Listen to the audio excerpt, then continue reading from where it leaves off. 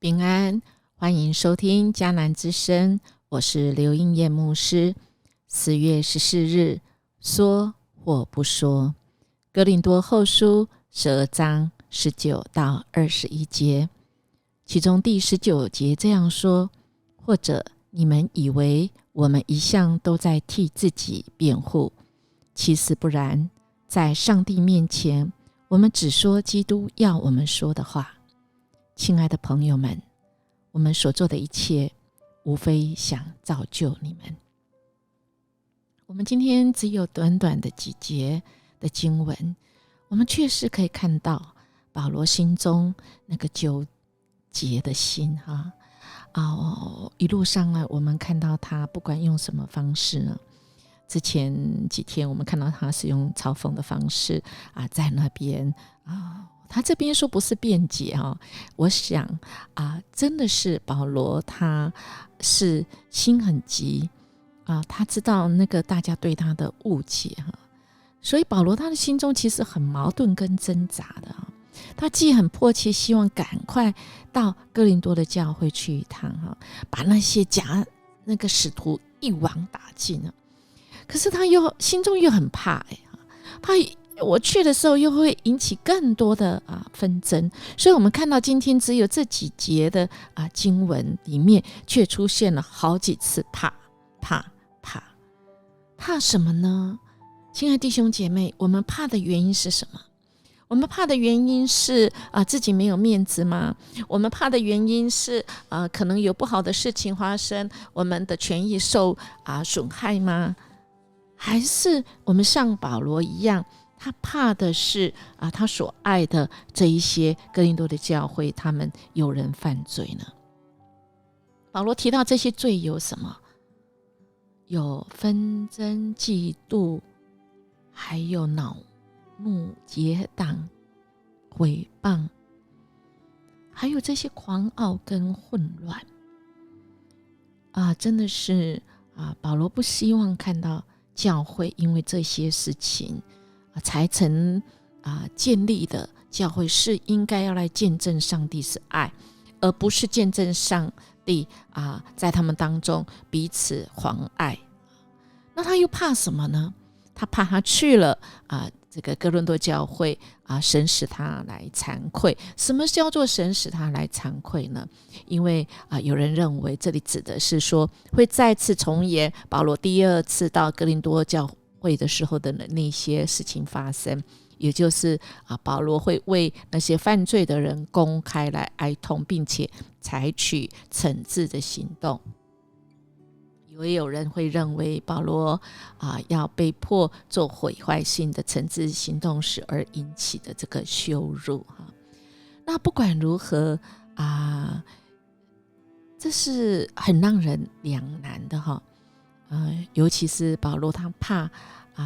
是为哥林多犯罪的信徒而忧愁，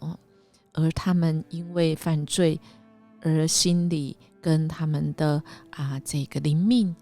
越来越往下沉